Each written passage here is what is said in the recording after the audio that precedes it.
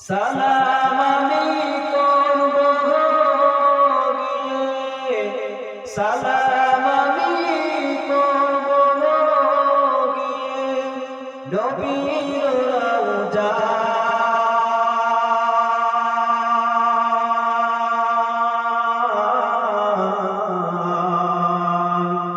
মনে বড় আশা ছিল যাব মদিনা, আরব সাগর পাহাড়িতে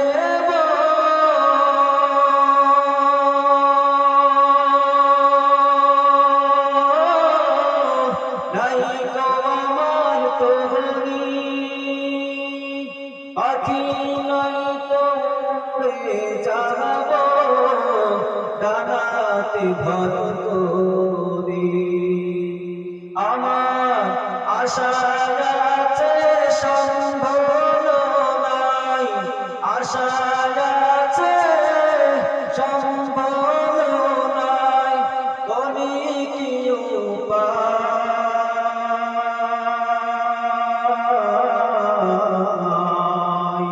মনে বড় আশা ছিল যাব মদিনায়। কারা কারা বলছেন একটা জায়গায় দেখে আল্লাহু আকবার, আমরা সকলকে কবুল করুন, সকলে বলেন আমিন। মদিনায় যেতে মন চায় আপনাদের, রাসূলের জন্য দিল কাঁদে, ওই কিয়ামতের ময়দানে কেউ পরিচয় দেবে না আপনাকে, আপনার কোন পরিবার বলেন, দলের নেতা বলেন, কেউ পরিচয় দেবে না। খুব ভয়ঙ্কর হবে সেদিন। পয়গম্বর আরবি সাল্লাল্লাহু আলাইহি ওয়াসাল্লাম তাকায় দেখবেন যে একদল বান্দাদেরকে ফেরেশতারা জাহান্নামের দিকে টেনে টেনে নিয়ে যাইতেছে। আমার রাসূল যখন ফেরেশতাদের পিছনে ডাকতে, এই ফেরেশতা দাঁড়াও, ফেরেশতা আমার রাসূলের ডাক শুনতে পাইবে না, আমার রাসূল আবার ডাক দিয়ে শুনতে পাইবে না, আবার ডাক দিয়ে শুনতে পাইবে না। আল্লাহ বলবে, এই ফেরেশতা, পিছন দিক থেকে আমার হাবিব তোকে ডাকছে, তুই কোথায় যাইতেছ, দাঁড়া। ফেরেশতা সঙ্গে সঙ্গে দাঁড়িয়ে যাবে। তখন আল্লাহর হাবিব কাছে আগে গিয়ে বলবে, ফেরেশতা রে, আমার উম্মতদেরকে কোথায় নিয়ে যাও একটু বলো। বলো পয়গম্বর, এই সমস্ত বান্দাদেরকে জাহান্নামে নিয়ে যাই কেন?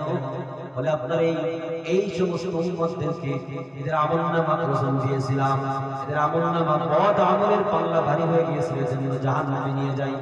আল্লাহর হাবিব কেমন নবী একটু ভালো করে চিনে। নবী তখন বলবে, ফেরেশতা রে, যদি কিছু মনে না করো, আমার এই সমস্ত উম্মতের আমলনামাটা রাখবার ওজন দাও। বলেন সুবহানাল্লাহ। এই হাদিসের ভিতর দুইটা রিওয়ায়াত আসছে, ভালো করে শুনুন। এই কথা বলার পর ফেরেশতা আল্লাহর হাবিব জনাব মুহাম্মদুর রাসূলুল্লাহ সাল্লাল্লাহু আলাইহি ওয়াসাল্লামের কথা শোনার সঙ্গে সঙ্গে ফেরেশতারা ওই সমস্ত জাহান্নামী বান্দাদের আমলনামাটা ওজন দিবে। হাদিসের ভিতর আছে, আল্লাহর নবী তখন তাকায় দেখবে যে আসলেই তো ওই সমস্ত বান্দাদের পদ আমলের পাল্লা ভারী হয়ে গেছে, নেকের পাল্লা উঁচু হয়ে গেছে। বলেন নাউযুবিল্লাহ। আমার নবী কেমন নবী, ফেরেশতাকে ডাকতে বললে ফেরেশতা আবার ওজন না, আবার যখন ওজন দিবে, রাসূল তাকায় দেখবে তাদের পদ আমলের পাল্লা ভারী, নেকের পাল্লা উঁচু হয়ে গেছে।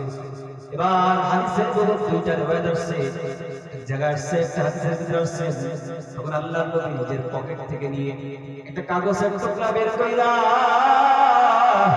বান্দার নেকের পাল্লার উপর আস্তে কইরা এইভাবে রেখে দিবেন।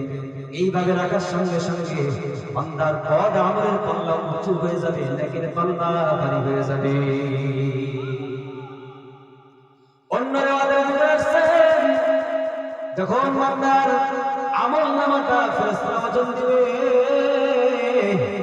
তারপর আমলের পাল্লা ভারী, নেকের পাল্লা উঁচু, তখন আল্লাহর রাসূল নিজের হাত মুবারক কইরা, নিজের হাত মুবারক দিয়া ওই বান্দার নেকের পাল্লা যে সাইডে থাকবে, ওই নেকের পাল্লাটা ধইরা টাইনা নিচের থেকে ভারী কইরা দিবে। সঙ্গে সঙ্গে বান্দা সব জান্নাতের মেহমান হয়ে যাবে।